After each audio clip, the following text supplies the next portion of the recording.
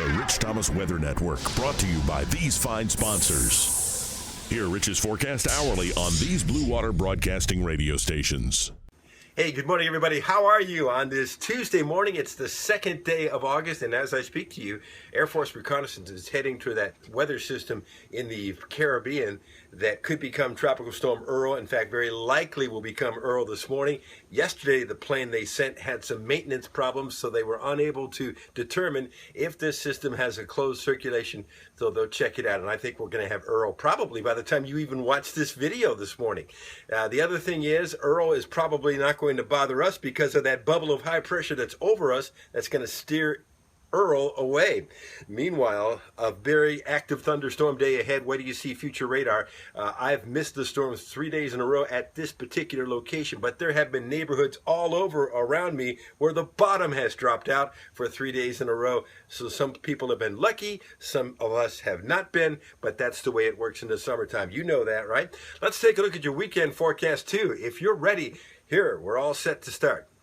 The system looks very organized on the satellite this morning. A nice satellite display. You see it there below Jamaica. But they've been unable to determine if it has a closed circulation yet with buoys and the satellite and the ship reports. So the Air Force reconnaissance will check it out this morning. I'm pretty sure that we'll have Earl very early this morning at some point, and it will be moving on west towards the Yucatan, as you can see, and into the southwestern Gulf of Mexico. There's the spaghetti plots, so we're not going to have to deal with that because high pressure in the above us is going to keep steering this storm west and away from us. You see that upper high I'm talking about, and that little trough weakness through Alabama and the southeastern states is what's causing the increase in thunderstorm activity today. I think it's going to be a very busy thunderstorm day, and future radar certainly confirms that. I think a few of these storms will have gusty winds and lots of lightning, really putting on a show. That's typical, and that's what we expect today. So scattered showers and thunderstorms are rather numerous by the afternoon and evening hours. With today's high in the mid-90s, we had 97 yesterday. Tonight's low 76. Northwest winds 4 to 8 miles per hour, stronger near thunderstorms. Tomorrow, more scattered thunderstorms. I think easily we're around 96, 97 for a high tomorrow. 105 heat index. Thursday, scattered showers and thunderstorms will be around in the afternoon. Highs in the middle 90s. That doesn't change Friday. Not much day-to-day change this time of the year. I know it gets monotonous at times. Believe me, it's monotonous to me, too, with maybe a decrease in the number of showers on Saturday. I think I have the rain chances around 30% Saturday and about a 30% chance on Sunday. Otherwise, daytime highs will be in the mid-90s. Lows at night will be in the mid-70s with scattered afternoon and evening thunderstorms each day. Now, we'll take a peek at the global models for what it's worth. Here's the European out 10 days, and the blue bars at the bottom indicate the scattered showers and thunderstorms, which will be around just about every day. No surprise there. Not much change in temperatures indicated by the graph there.